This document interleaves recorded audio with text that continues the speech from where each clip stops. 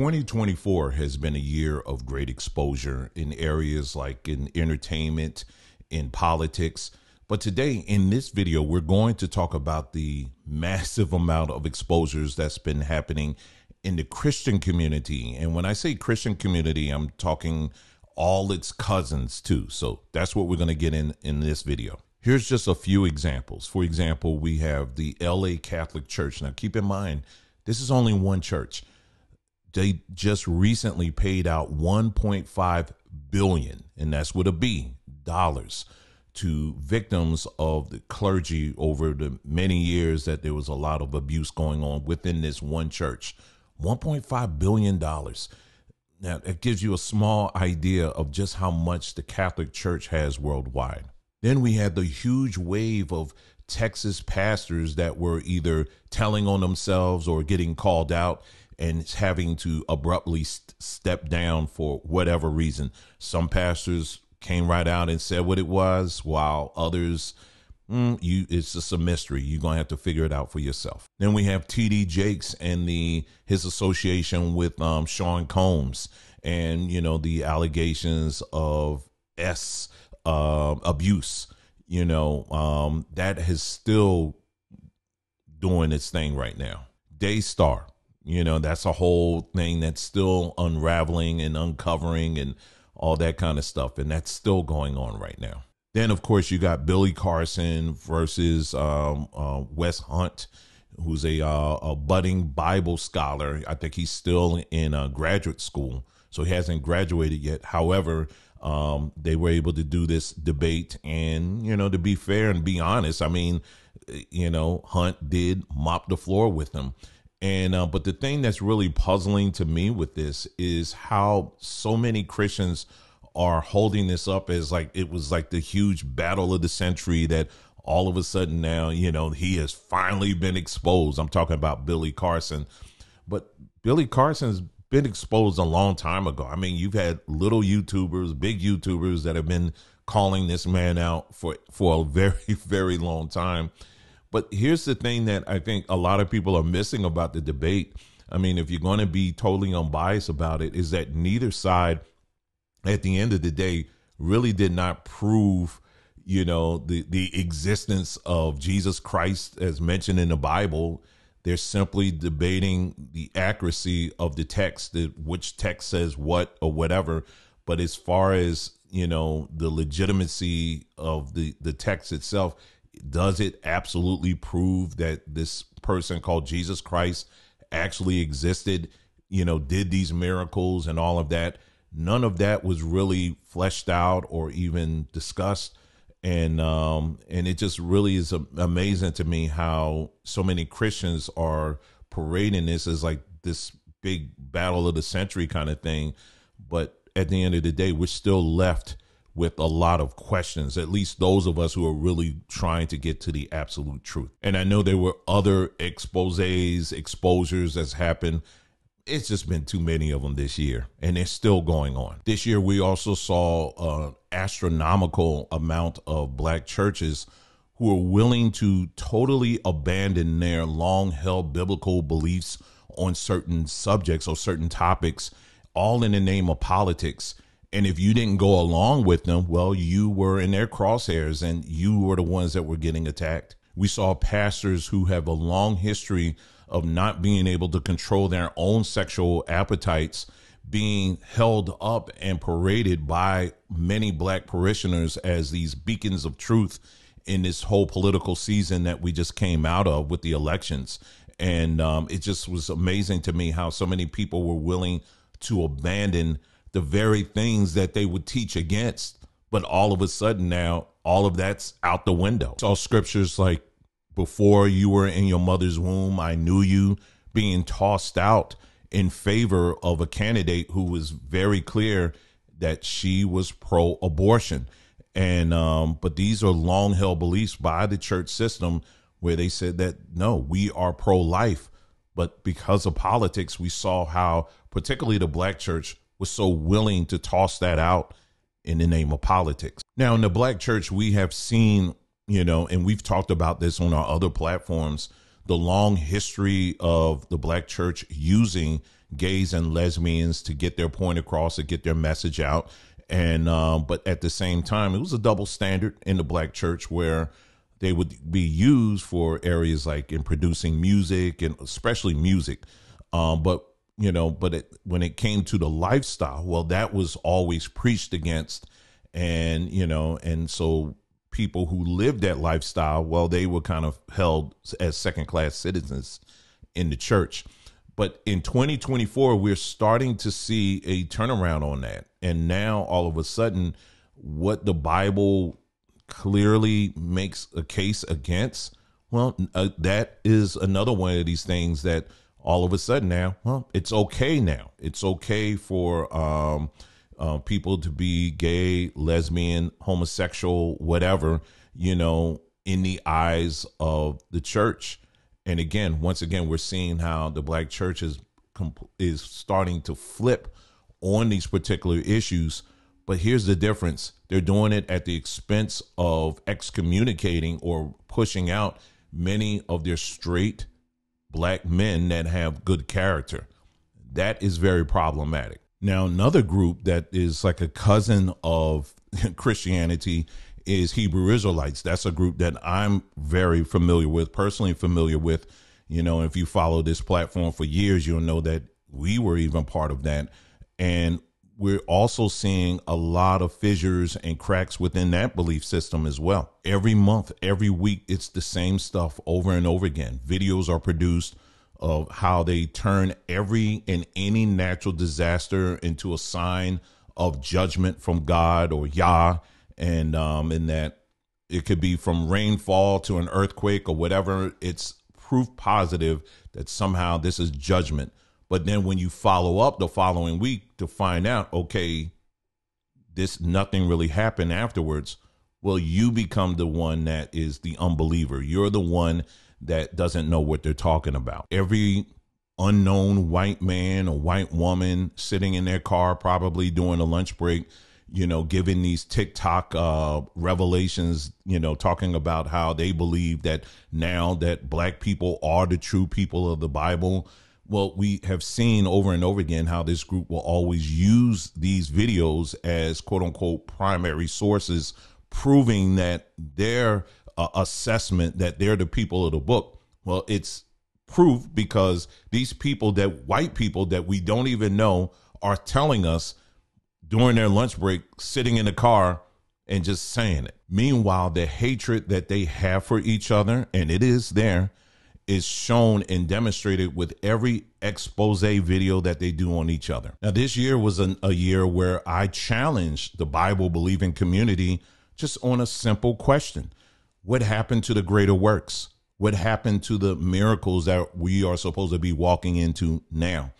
And it's just a simple question, because in the Bible, you have references where Jesus himself is saying that greater works than these shall you do, meaning that things like healing the sick, raising the dead, walking on water, whatever it may be that Jesus did, according to the Bible, those that believe in him are supposed to be walking in that, but on a much greater level.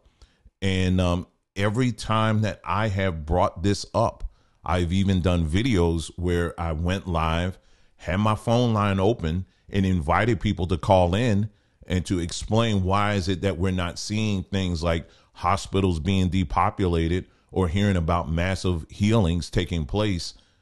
I don't get any answers.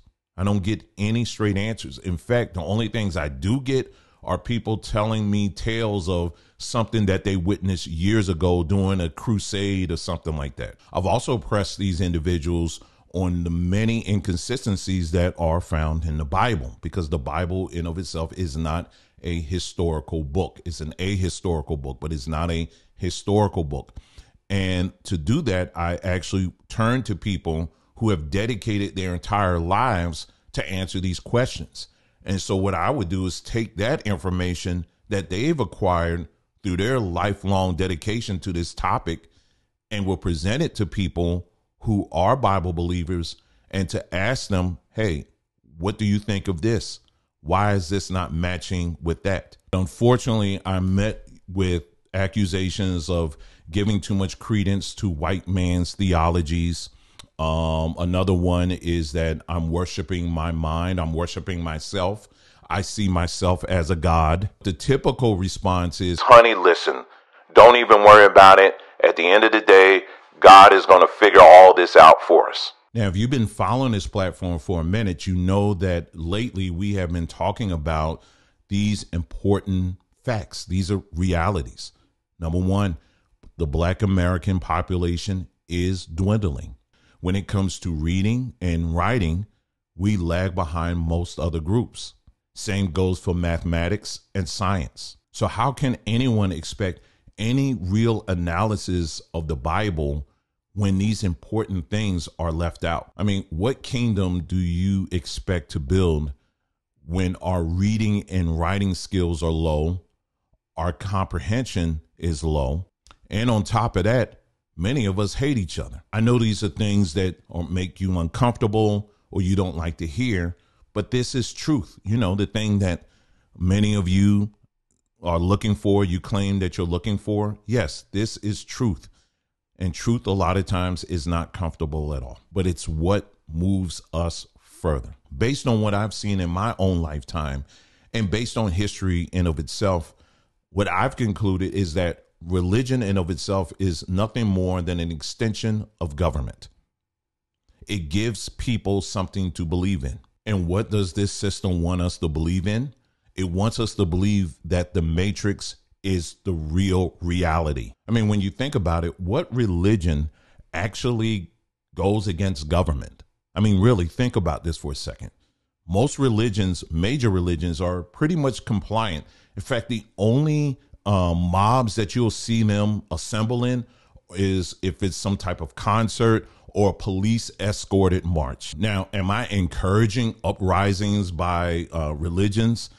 If you think that for one moment that I'm going to get on a government platform and do that, then you crazy. But the short answer is absolutely not. Instead, what I'm doing is pointing out how it just seems that religions, for some reason, are perfectly crafted to coincide with government policies. So if the government is committed to redefining marriage or discounting the life of an unborn child or the promotion of a war, so forth and so on, then you rest assured that government, or rather the church or Christians, are going to be not that far behind in supporting those policies. When you see politicians fail or fall for immoral reasons or whatever, then rest assured that it's almost like clockwork, that it's not too far behind them are going to be preachers or pastors that are going to be falling for some of the same things. And why is that? Because they are connected to the same system. And that system is the matrix. Religion has totally cooked the minds of many Black Americans. In fact, there's no meaningful conversations that we can have without someone bringing up scriptures and making sure they put it in big caps now so that make sure that you see it. And besides bringing up the scriptures, we hate each other in the comment section and in the pews.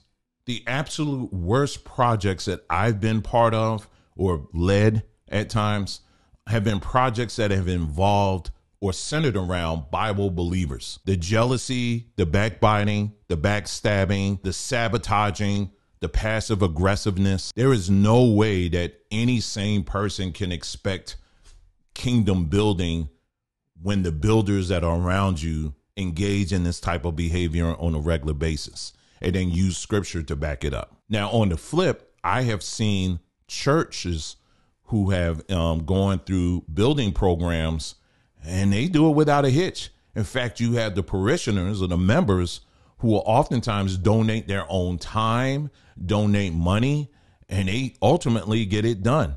It's interesting how that works when you're dealing, as long as you're dealing with a 501c3 entity, which is a government recognized ministry, it seems like it works very fine. But when you want to get off of the matrix trail and want to do your own thing, in other words, you want to break free from that and you want to engage and build things where it is directly addressing the needs of the people, it seems like that those are the hardest things to actually address, especially when you're dealing with religious folks. So again, religion works best when it's walking in lockstep with 501c3 ministries.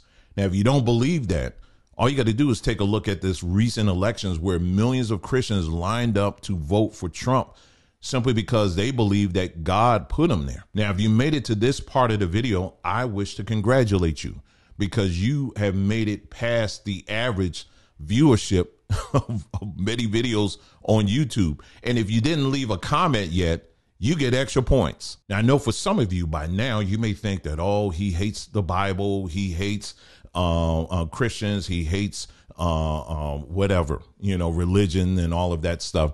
And no, that's not true at all. In fact, unlike many of you, I actually welcome a diversity of thought on this platform.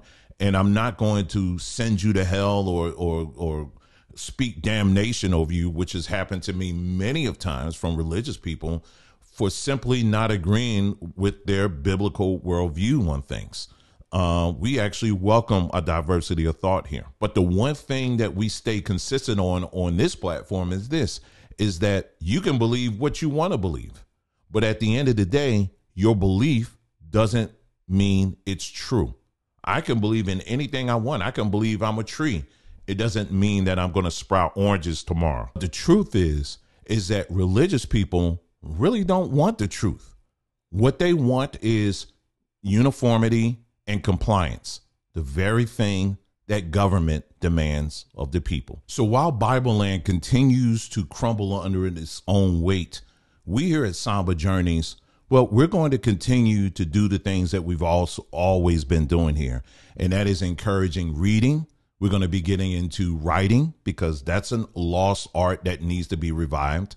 We're also going to continue to encourage critical thinking and how to use your brain to process certain cases that may come your way on a daily basis. Another one is how to build your own personal networks and many other things as well. Listen, religion as we know it is failing. We're seeing the waning days of religion as we know it. And in its place is something else. There's a new God, and the name of that God is AI, artificial intelligence. The Matrix has given us a way that we can create our own self-created delusions while still staying permanently rooted in the Matrix system itself. But we'll talk more about that in a future video. But for now, thank you so much for tuning in. You guys take care, and I'll see you again soon.